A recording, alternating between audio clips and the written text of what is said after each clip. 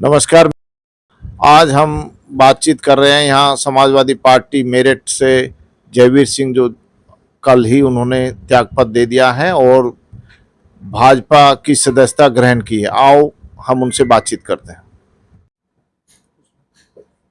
आपने समाजवादी पार्टी छोड़कर जो भाजपा ज्वाइन की है, क्या सभा में क्या उठापटक चल रही थी, इस पर आपका क्या कहना? देखिए, मैंने भारतीय जनता पार्टी के यशस्वी प्रधानमंत्री आदरणीय नरेंद्र मोदी जी और उत्तर प्रदेश के यशस्वी मुख्यमंत्री योगी आदित्यनाथ जी की नीतियों और संगठन में श्री भूपेंद्र चौधरी जी के आदर्शों से प्रभावित होकर के मैंने जो है भारतीय जनता पार्टी की सदस्यता ग्रहण की है। आप पर आरोप लगा रहे हैं कि भाई आपने आरएसएस का चोला पहन रखा था और इस वजह से निकाय चुनाव में नुकसान हुआ है समाजवादी पार्टी को। कि ये आरोप बिल्कुल गलत है जो ये लोग लगा रहे हैं। समाजवादी पार्टी के 2 विधायक लगातार समाजवादी पार्टी के प्रत्याशियों को, चाहे वो पार्षद प्रत्याशी हों, चाहे वो महापौर प्रत्याशी हों, उनके खिलाफ जा कर के मोहल्ले मोहल्ले जा कर के मीटिंग कर रहे थे और मीटिंग करके दूसरे लोगों के लिए वोट मांग रहे थे, दूसरे दलों के लोगों के लिए वोट मांग रहे थे। और ये मैं नहीं कह रहा हूँ, ये आपके social media, print media, electronic media, सब जगह ये बात छपी है, सारी चीज़ों की जानकारी है। तो मेरे कहने से क्या हो गया? वो लगातार एक विधायक के द्वारा अपनी विधानसभा के खरखोदा नगर पंचायत में समाजवादी पार्टी से योगेश त्यागी को टिकट दिलवाया गया और उसके बाद उसको हरवा करके बसपा के प्रत्याशी मनीष त्यागी को चुनाव जिताने का काम किया और उसको चुनाव जिता करके जब वो चुनाव जीत करके जाते हैं तो अपने घर ले करके जाते हैं, उसका स्वागत करते हैं। ऐसे ही नहीं, इतना ही नहीं, वार्ड 65 में जब ओवैसी की पार्टी का प्रत्याशी, पार्षद प्रत्याशी चुनाव जीतता है तो उसका भी घर पे जाकर के स्वागत करते हैं।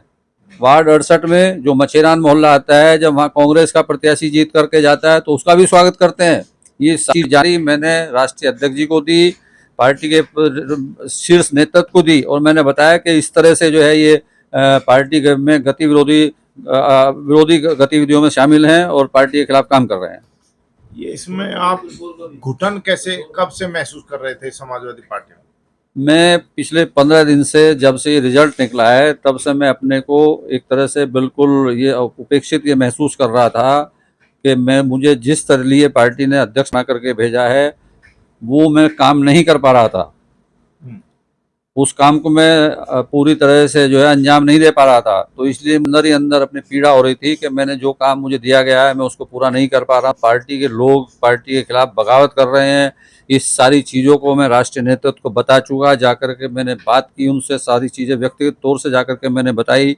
जब यहाँ पार्टी के ऑब्जर्वर आए श्री अरविंद सिंह गोप जी, तो उनको भी मैंने ये सारी चीज़ें बताई और वो मेरी बात से सहमत भी थे। चूँकि प्रूफ है, सारी चीज़ें प्रूफ होंगी तो फिर उसमें कोई कैसे झुठला सकता है उसको। लेकिन उसके बाद भी उनके ऊपर कोई निर्णय नहीं लिया। चाहे वो 2016 में जिला पंचायत की बात हो, जिला पंचायत में अध्यक्ष को हरवाने के लिए उन्होंने पुरजोर मेहनत की। 2017 में पार्टी के विधायकों के खिलाफ उन्होंने काम किया। उसके बाद 2019 का जब चुनाव लोकसभा का आता है तो उसमें भी उन्होंने काम किया लगातार। उसके बाद 2022 जब विधानसभा आता है तो उसमें भी उन्होंने खुलेआम जो है 2-3 जगह पार्टी के खिलाफ काम किया। और अब जब 2023 में जो है ना महापौर का चुनाव आता है तो आप सारी चीज़ें देखिए, सारी चीज़ें ऑन पेपर हैं, सारी चीज़ें रिकॉर्ड में हैं। उन्होंने पार्टी के प्रत्याशी को हराने का काम किया। तो रहा आपने, और उसके बाद जो अचानक घटनाक्रम बदला, सुबह आप समाजवादी पार्टी के कार्यालय में मिट्टी डलवा रहे थे और शाम को भाजपा के क्षेत्रीय कार्यालय में भाजपा की सदस्यता ग्रहण कर रहे थे। देखिए, जहाँ तक पार्टी में मिट्टी डलवाने की बात है, आदमी जिस जगह रहता है वहाँ पूरी ईमानदारी के साथ आपको काम करना चाहिए। पार्टी कार्यालय जर्जर स्थिति में था तो मैंने राष्ट्रीय अध्यक्ष जी को भी कहा कि जी पार्टी कार्यालय की स्थिति खराब है, उसमें पानी वहाँ भर रहा है, तो मैं उसका काम करा रहा था। मेरा 12 बजे जब मुझे लगा, 11-12 बजे मैंने अपने बेटे से बात की कि भाई ये सब चीज़ें चल रही हैं, गुटबंदी है, ये सब चीज़ें हैं और हम पार्टी का काम ठीक तरह से नहीं कर पा रहे हैं। तो फिर हमने निर्णय लिया कि हम लोगों को पार्टी को अलविदा कह देना चाहिए।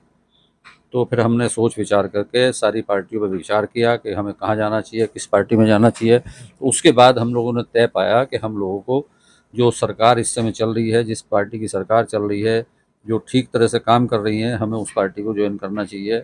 ये सही बात है कि वहाँ बहुत भीड़ है, लेकिन हमने एज ए वर्कर भी तो ज्वाइन कर सकता है ना। तो हमने सदस्यता जो ली है, हमने किसी लोभ लालच में नहीं ली, हमने सिर्फ एज ए वर्कर पार्टी की सदस्यता ग्रहण की है, और उसी पे हम काम करेंगे। जो पार्टी हमें काम देगी उसको पूरी तरह से काम करने का हम लोग प्रयास करेंगे। समाजवादी पार्टी ने आपको कोऑपरेटिव का बैंक का चेयरमैन बनाया, 2 बार जिला अध्यक्ष रहे आप, इसके बाद भी इतना बड़ा आपको सम्मान दिया फिर भी। मैं सन 2002 में मैंने समाजवादी पार्टी की सदस्यता ग्रहण की। मैं चुना हुआ आदमी था, मैं प्रधान भी रहा हूँ अपने गांव का, मैं जिला पंचायत का मेंबर भी रहा हूँ, मैं कोऑपरेटिव बैंक का 2000 में डायरेक्टर बना, 2000 में जिला पंचायत का मेंबर बना, फिर 2005 में मैं डायरेक्टर बना। तो मैंने भी पार्टी को अपने खून और पसीने से सींचने का काम किया है। मैंने पूरी ईमानदारी के साथ जो भी आंदोलन, जो भी कार्यक्रम मुझे सौंपे गए, वो मैंने पूरी ईमानदारी के साथ किए हैं। पार्टी ने मुझे भरपूर दिया, मुझे पार्टी से कोई गिला नहीं है। मुझे यहाँ की जो ग्रुपबंदी है, यहाँ की जो मेरठ की जो ग्रुपबंदी है जिसने पार्टी का नाश कर रखा है, उसको देख लेकर के मैंने निर्णय लिया है कि मुझे पार्टी को अलविदा कहना चाहिए, किसी भी चीज़ को घेर कर नहीं रखना चाहिए। मैं ऐसा आदमी नहीं हूँ कि पद के पीछे भागता रहूँ और पद पे बैठा रहूँ और कोई काम न कर पाऊँ।